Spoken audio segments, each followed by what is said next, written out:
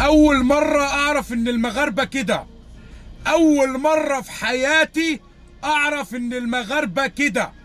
المغاربة طلعوا حراقين قوي. المغاربة طلعوا شطة نار مولعين، حرقين ناس كتير قوي في السوشيال ميديا. إيه ده يا إخواتي المغاربة؟ ده انتوا طلعتوا حراقين أكتر من الهريسة. ده انتوا جبتوا لهم إسهال.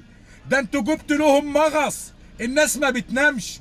يا خرابي على اللي المغاربة عاملينه يا ناس. ايه ده؟ اخواتي المغاربة طلعتوا حراقين قوي انتوا والمملكة المغربية. حرقتوهم، ولعتوا فيهم، شعللتوا فيهم العوافي. الناس ما بتنامش يا عباد الله. الناس ما بتنامش. الناس نايمة في الحمامات من الإسهال اللي عندهم. اخواتي المغاربة انتوا طلعتوا مشطشطين. طلعتوا شطة نار. اقسم بالله عملت لهم حرقان. يا خرابي، ايه ده؟ اول مرة اعرف ان المغاربة كده. اول مرة اعرف ان المغاربة حراقين نار، شطة مولعة، هريسة. يا رب العالي زيدوا احرقوا لي التصيلة ديال ابوهم. ديما مغرب وديما مغاربة. الله الوطن الملك.